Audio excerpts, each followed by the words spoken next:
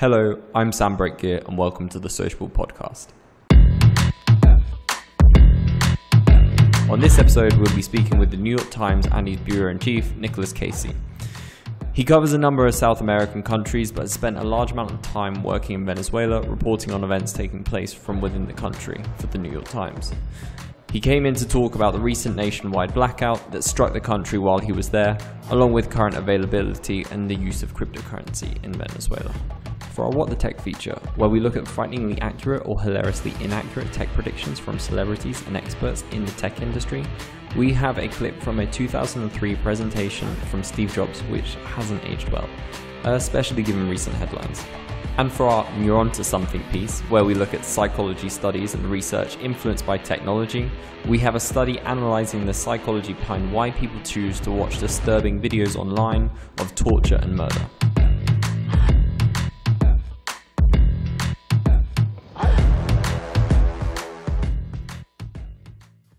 Neuron To Something. So this research comes from Sarah Redmond and her colleagues out of the University of California, and it was published by the British Psychological Society's website, Research Digest. The aim of their research was to understand what motivated people to watch the ISIS beheadings of American journalists James Foley and Steven Sotoloff.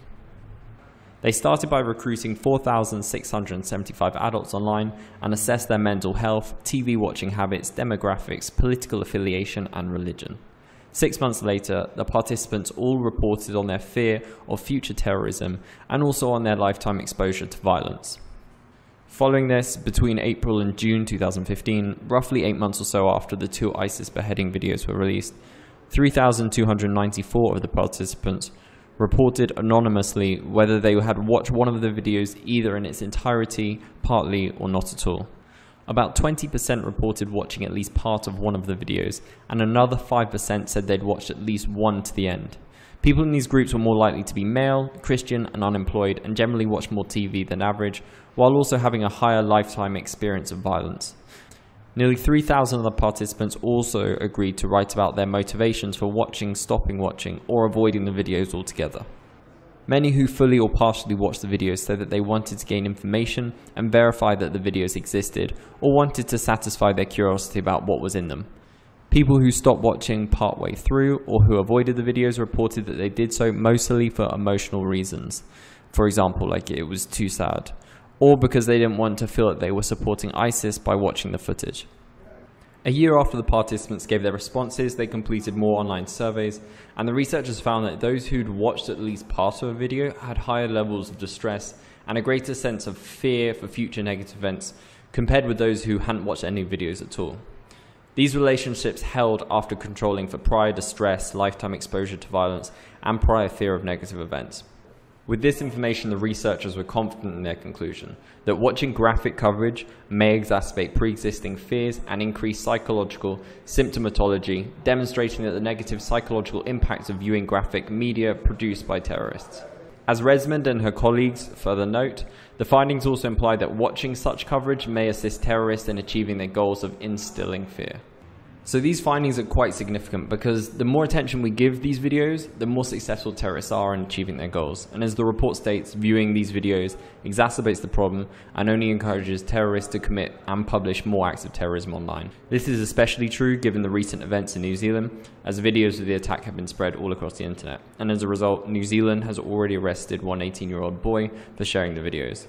And Jacinda Ardern, the Prime Minister, has demanded that social media sites do way more to stop the spread of the video. So really, if you want to help and put an end to these types of videos, then the best thing you can do is just avoid them completely.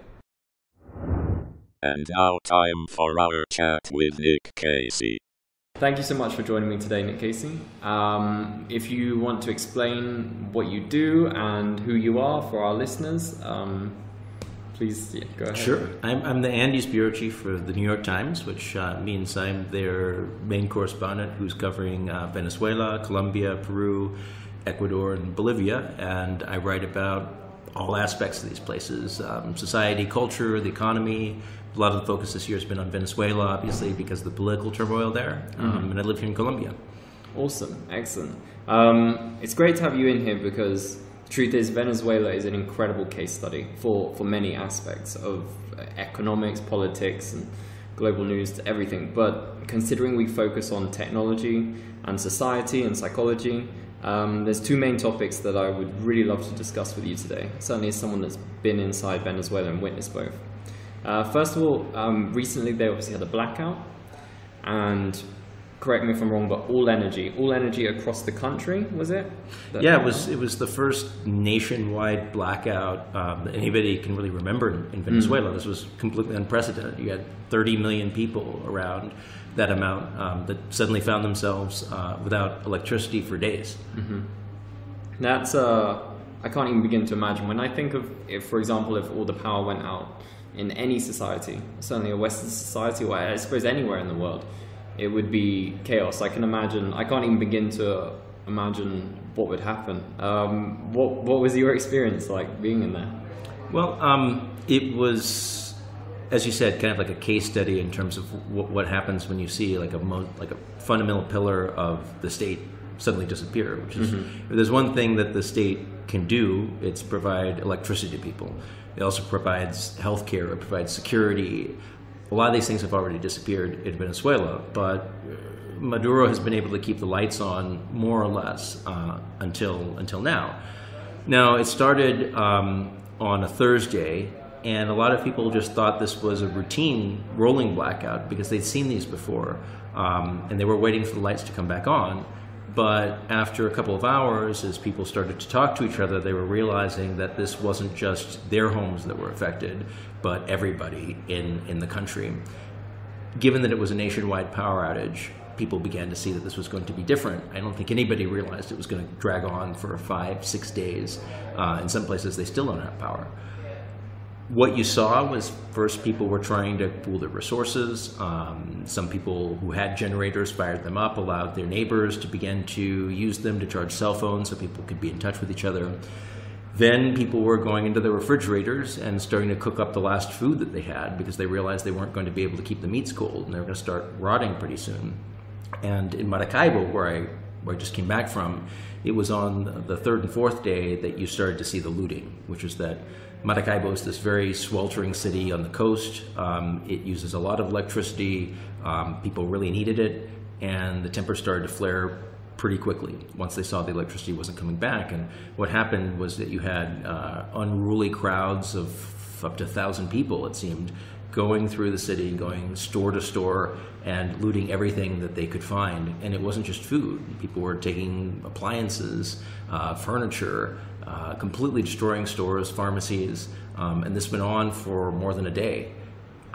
I talked to doctors that were explaining how they couldn't treat their patients in the hospitals because they didn't have an electricity. The doctors had been used to already working without medication or with broken equipment, but once that equipment couldn't be used at all, that suddenly turned the tables on the doctors themselves. This was something that they weren't prepared for at all. And one medical official I talked to said that 42 people died during the period of the power outage, and of those, they estimated that about half of them, the deaths were attributed to the fact that the doctors couldn't take care of them because of the lack of electricity. It's pretty scary stuff.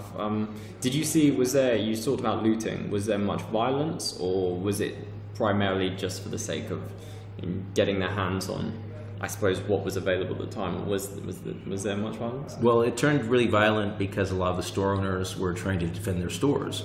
I talked to people that had gotten on top of roofs and looked up through binoculars of what was happening, and they said that they saw and could hear people firing shots.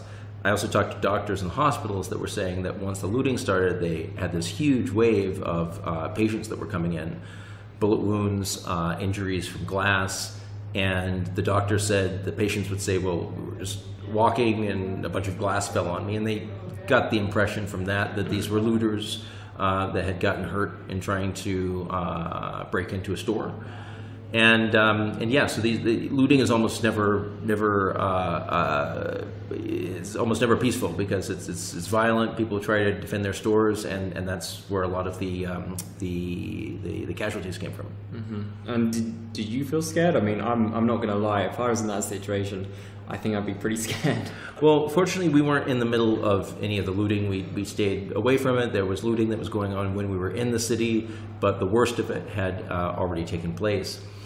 What you saw was that people themselves in the city were still scared, especially business owners. It was very hard to get food in Maracaibo, even after parts of the electricity came back on in places, because almost all the major supermarkets had been looted, but also the few remaining places that still had merchandise to sell wouldn't open because they were afraid that someone was going to come in and sack them. Mm-hmm. And you mentioned earlier that some people were using generators to charge their phones. What was communication like? How were you able to still communicate to people inside Venezuela or outside Venezuela, and how did anyone communicate?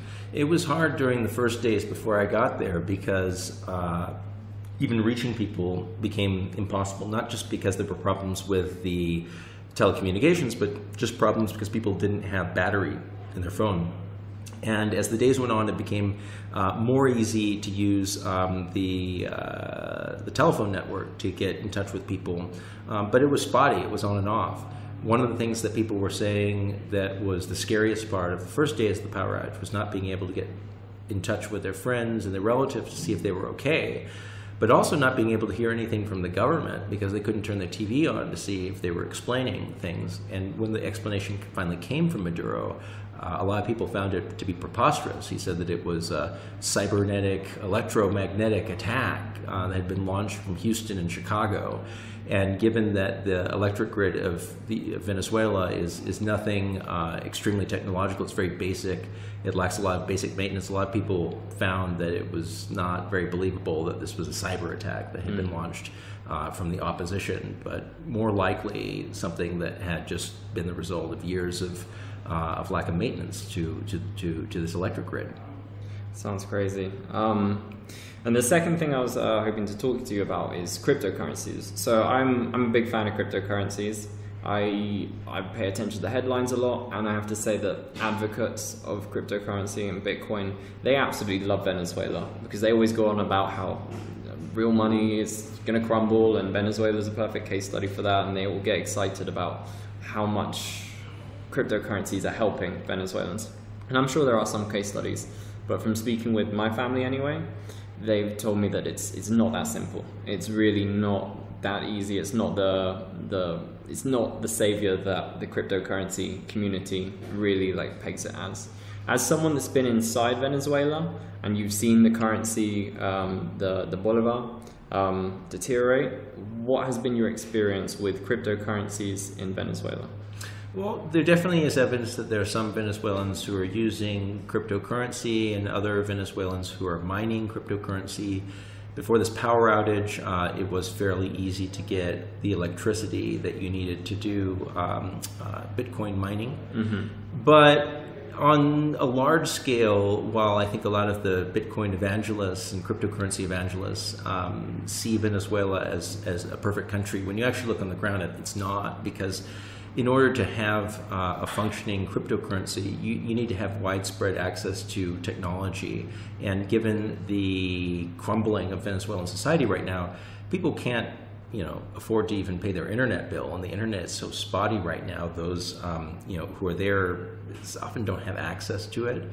The other issue is that you need to have money that you can invest in cryptocurrency, and the minimum wage is always deteriorating in Venezuela. There are times where the minimum wage is less than $2 a month, depending on how the inflation is going and how the raises in minimum wage are going to keep up with inflation. So on the whole, it would be great if Venezuelans had the money to be able to invest in something like cryptocurrency. But when you see the facts on the ground, most Venezuelans are simply trying to figure out how they're going to buy food for the next week, and they don't have any savings left over to actually be able to invest in something. Certainly if they could invest, something like cryptocurrency or dollars would be magnificent. But practically speaking, there's just not a lot of extra money to be able to make that kind of investment. And would it be possible, or do you think that it could at least be used if someone was outside of Venezuela, for example, in the US, earning money and they wanted to send it? Is it feasible to send it through cryptocurrency using Bitcoin and then to use it there? Because I spoke to my family as that as an option. I said, is this not an option? But they said using it is not simple there, and also converting it into bolivars, that's not an option. It's really hard, and also because of the added layer that Maduro's government has put in creating its own cryptocurrency, the Petro. My understanding is that the government is trying to charge an 11% tax on Bitcoin transactions right now. I don't know what success they are having in collecting that tax, but it's creating an extra loop for people to actually try to trade Bitcoin or repatriate it into Venezuela. Ultimately, I think what people are looking towards is dollars, because dollars, everybody wants dollars still.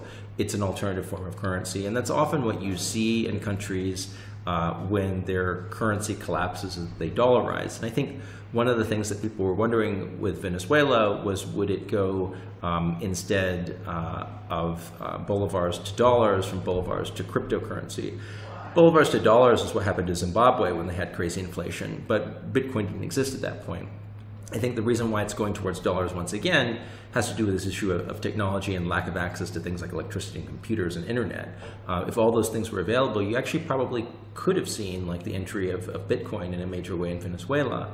But often these crises, which would have created the opening for Bitcoin, also create the same closure for it to be able to be freely traded that easily. Do you think that in a future where, say, Maduro exits, he leaves for whatever reason, the country has some kind of political stability, however, the economic stability is not there, obviously they can't use the bolivar, do you think that it would ever be feasible that they would say, hey, you know what, let's just adopt Bitcoin, or do you think they would ever adopt a cryptocurrency as a new currency?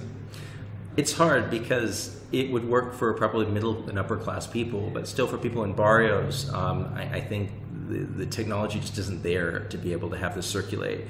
What the government is talking about now is dollarizing. Basically now that's what they've talked about. That's kind of the easiest thing. The government can buy lots of dollars. They can circulate dollars. I think that you would have to have a situation where you would have a physical currency too, in addition to being able to have electronic payments, which you can do with cryptocurrency. The thing is that if there's another government that takes control, they'll still face issues of not enough electricity. It's going to be a long recovery for Venezuela. So to be able to lay down all of the infrastructure groundwork that Bitcoin could circulate, I think we're still looking years into the future. Perhaps if there were a crisis like this in 5-10 years time, where technology is just much more prevalent in the hands of the poor, you could create a currency that everyone could use. But if you see the levels of cryptocurrency use in barrios among the very poor of a country, especially in places like Latin America, I imagine that you'll see that those rates are very low. And when you design a national currency, it has to be able to be traded by everybody.